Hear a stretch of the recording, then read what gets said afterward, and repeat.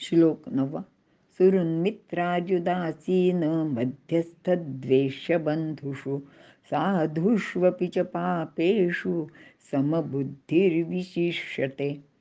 अर्थ: हितचिंतक, मित्र, शत्रू, उदासीन, मध्यस्थ, द्वेष्य, संबंधी, सज्जन व पापी ह्या सर्वांच्या ठिकाणी समबुद्धी असणारा योगी श्रेष्ठ असतो. स्नेही म्हणजे अहेतुक कल्याण इच्छिणारे, मित्र म्हणजे सहेतुक प्रेम करता.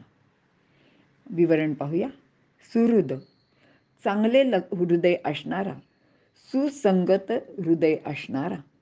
म्हणूनच अनेक वेळा आपण मित्राला सुहृद म्हणतो, पण मित्र म्हणजे आपल्याला पूर्णपणे मापणारा, ओळखणारा, जोखणारा असा असतो. मित्र सुहृद असतोच असे नाही. उदासीन स्वतःविषयी कोणतीच आस्था नसलेला. मध्यस्थ एखाद्या कामात दोघांची ओळख असल्याने दोघांशी संधान बांधणारा किंवा त्या दोघांच्यात संवाद घडवून आणणारा. द्वेष ज्याचा करतो तो किंवा ज्याचा द्वेष करावासा वाटतो तो. द्वेष करण्यास योग्य असतो तो. म्हणजे बंधू म्हणजे भाऊ, एकाच मात्या पित्याचे बंधन असणारे, म्हणजेच ते सावत्र भाऊ असू शकतात. नात्याचे बंधन असणारा, एकाच मात्या पित्याचे उदरी जन्म घेणारा. साधू सज्जन माणूस, पापी पापकर्म करणारा. गीतेमध्ये वरील श्लोकात विशेष योग्यतेच्या पुरुषाचे वर्णन केले आहे.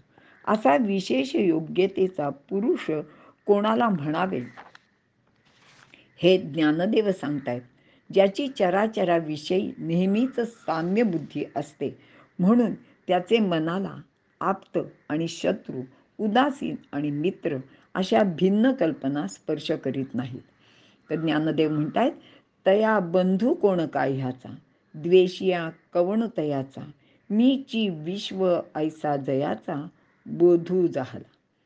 त्याचे जवळ लहान मोठा, उच्च नीच असा भेद राहत नाही. त्याचे अंतःकरणात एकच एक परब्रह्म विचार भरलेला असतो. तो बाहेरील वेगवेगळ्या आकाराला भुलत नाही किंवा त्याच्याकडे बघून फसतही नाही. ज्याप्रमाणे सोन्याचे विविध अलंकार केले तरी ते सर्व सोनेचं आहे हे जसे खरे आहे, तसेच जग म्हणजे ब्रह्मापेक्षा अन्य काही नाही असे जाणणारा हा योगी समदृष्टी प्राप्त झालेला असतो. त्यामुळे तो कोणामध्ये भेद करत नाही. मात्र सामान्य माणूस वरील गोष्टीला म्हणजे रंग, रूप, आकार यांनाच महत्त्व देत राहतो.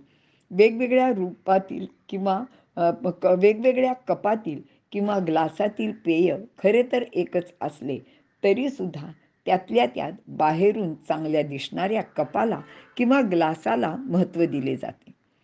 थोडक्यात सामान्य माणूस वरच्या बाह्य रूपाला भुलतो व प्रत्येक गोष्टीत भेद करतो. मागच्या म्हणजे 5व्या अध्यायात समदृष्टी प्राप्त झालेला तो पंडित असे सांगितले आहे. अशी समदृष्टी प्राप्त झालेला विशेष योग्यतेचा पुरुष असतो. त्याची आणखी काही लक्षणे या श्लोकात भगवंतांनी सांगितलेली आहेत. इथे एक गोष्ट विशेषत्वाने लक्षात घेतली पाहिजे. समदृष्टी व समबुद्धी याचा उपदेश गीतेमध्ये केला आहे, पण समवर्तन गीतेत सांगितलेले नाही. म्हणजेच ब्राह्मण, गाय, हत्ती, कुत्रा या सर्वांशी सारखे वर्तन करता येत नाही. प्रत्येकामध्ये वास करणारे परब्रह्म तत्व, चेतना या सर्व गोष्टी समान आहेत. ते ओळखायला पाहिजे. पण या प्रत्येकाचे देहधर्म, वृत्ती व आहार भिन्न भिन्न आहेत. ते सुद्धा लक्षात घेतले पाहिजे. नाहीतर वाघ, सिंहासारखे प्राणी यांना गाय, कुत्रा याप्रमाणे मानून जर त्यांच्याशी तुम्ही सलगी करायला गेलात तर अनर्थ ओढवेल. म्हणूनच समाजातील दुष्ट, पापी, असुरी वृत्तीचे लोक, सज्जन, साधू, सामान्य माणूस या सर्वांशी एकसारखे वागून चालणार नाही. समदृष्टी असली तरी विवेक व सारासार बुद्धीने योग्य तो निर्णय घेताच यायला पाहिजे.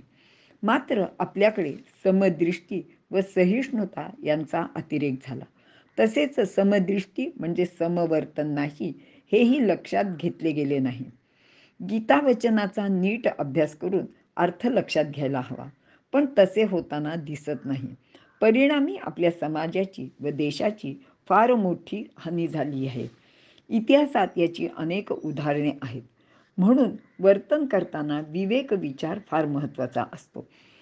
सर्व काही ब्रह्माचेच रूप आहे, पण त्याची विविधता, नैसर्गिक जडणघडण, स्वभाव, आचार, आहार हे सर्व भिन्न भिन्न आहेत.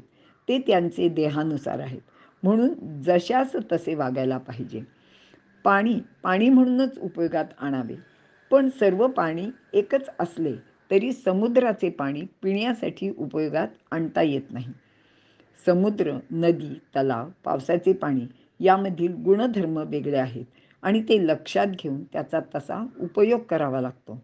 समोर शत्रू आहे, तो आपल्यावर वार करण्यास सिद्ध आहे हे ओळखून आपण त्यास प्रतिकारासाठी सज्जच राहिले पाहिजे. हेच समानतेचे वर्तन आहे. अशावेळी त्याचा माझा आत्मा एक आहे म्हणून जर स्वस्थ बसाल तर आपल्याला प्राण गमवावे लागतील. शत्रूशी शत्रुत्वाने वागणे हेच समवर्तन श्रीकृष्णाने सातत्याने सांगितलेले आहे. आणि म्हणूनच कर्णाच्या रथाचे चाक जेव्हा जमिनीत रुतले तेव्हा कर्णाने केलेली युद्ध थांबवायची विनंती ऐकून अर्जुनाने बाण मारायचे थांबवले. तेव्हा श्रीकृष्णाने कर्णाला मारायची हीच ती योग्य वेळ आहे अशी त्याला समज दिली. त्याचे मागील सर्व अपराध लक्षात घेऊन त्याला शासन झालेच पाहिजे. नाहीतर शरणागताला अभय देण्याचे नादात आपले क्षत्रिय लोक विवेक विसरले, शत्रूला जीवदान दिले आणि त्याच शत्रूने नंतर त्यांच्या जीवाशी खेळ करत त्यांच्या जीवावर उठले, त्यांचे जीव घेतले, त्यांची राज्य घेतली. अशा पद्धतीने शत्रूचे वागणे असते. श्रीकृष्ण अर्जुनाला हीच गोष्ट पटवून देत आहे. समोर असलेले लोक तुझे बंधू नसून शत्रू म्हणून लढायला सिद्ध झाले आहेत. तेव्हा तुला सुद्धा आता लढायलाच हवे. प्रत्येक शब्दाचा अर्थ नीट लक्षात घेऊन व्यवहारात तसे वागले पाहिजे. अशा प्रकारची समदृष्टी प्राप्त झालेला पुरुष निश्चितपणे अलौकिक व विशेष योग्यतेचा असतो. भगवान श्रीकृष्ण असे विशेष योग्यतेचे पुरुष होते.